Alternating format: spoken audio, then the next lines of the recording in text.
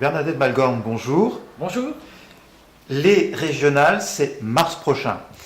Beaucoup de Bretons, de plus en plus de Bretons, pensent que vous êtes la bonne personne pour conduire une liste de la majorité présidentielle, de la droite et du centre. Quelle est votre position par rapport à cette attente ? Écoutez, j'ai bien ressenti effectivement cette attente. Je viens de faire un tour de Bretagne dans les 4 départements, rencontrer les différentes catégories socio-professionnelles, rencontrer beaucoup d'élus. Et j'ai bien senti effectivement qu'il y avait une attente à laquelle je réponds effectivement. Et je suis plus que jamais candidate à conduire une liste de rassemblement de la majorité présidentielle. Donc si vous conduisez cette liste, c'est évidemment pour gagner. Oui, et je dois dire que ce serait pour moi une immense fierté que d'être élu par les Bretonnes et les Bretons. Vous êtes la personne pour le faire, mieux que d'autres, pour quelle raison ? Écoutez, je ne vais pas revenir sur mon expérience, mais elle est quand même là. Et puis aujourd'hui, surtout, c'est ma projection dans l'avenir. Je crois que la Bretagne mérite un engagement fort de tous ceux qui veulent lui donner son vrai visage. La Bretagne, bien sûr, nous l'aimons tous, mais nous l'aimons surtout quand elle est fière, courageuse, travailleuse, quand elle porte ses valeurs, des valeurs qui ne sont pas du tout démodées, des valeurs qui sont porteuses d'avenir. Alors, vous êtes en pré-campagne, on peut dire ça comme ça. Qu'avez-vous ressenti sur le terrain, très concrètement? Que vous disent les gens?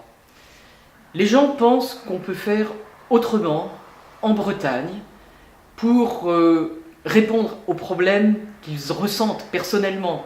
Par exemple, on m'a beaucoup parlé, et j'en suis fortement convaincu, de l'avenir des jeunes. Un niveau d'excellence académique, mais des niveaux d'emploi pas toujours adaptés, ce qui fait que beaucoup de jeunes s'en vont. Et pas forcément toujours de bon gré. Quand c'est de bon gré, tant mieux. Mais sur cette simple question, on voit bien que c'est l'avenir de la région qui est en cause. Vous avez une image de dynamisme, vous êtes aussi une femme. Je sais que la parité, vous y tenez. Est-ce que vous avez, par rapport à ça, un ressenti particulier de la part des gens que vous rencontrez ?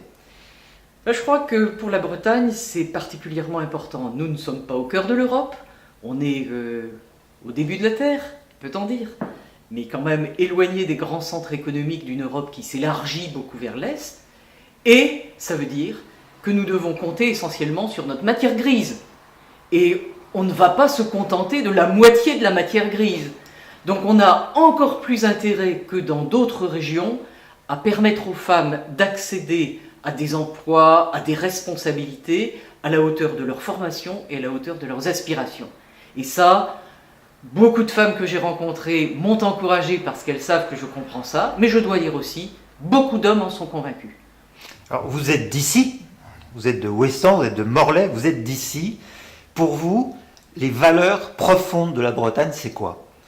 Je crois qu'en plus de tout ce qu'on vient de dire, un attachement sans doute plus grand qu'ailleurs à la liberté et à la justice, qui pour moi sont très forts. Il y a aussi, que je crois, la fidélité, l'authenticité, que l'on ne se montre pas différent de ce que l'on est. On est comme tout le monde, on a des qualités et des défauts. Tâchons de corriger nos défauts, mais valorisons nos qualités. Cette fidélité à ce que nous sommes, dans l'ensemble français, je crois que c'est quelque chose de fort pour la Bretagne.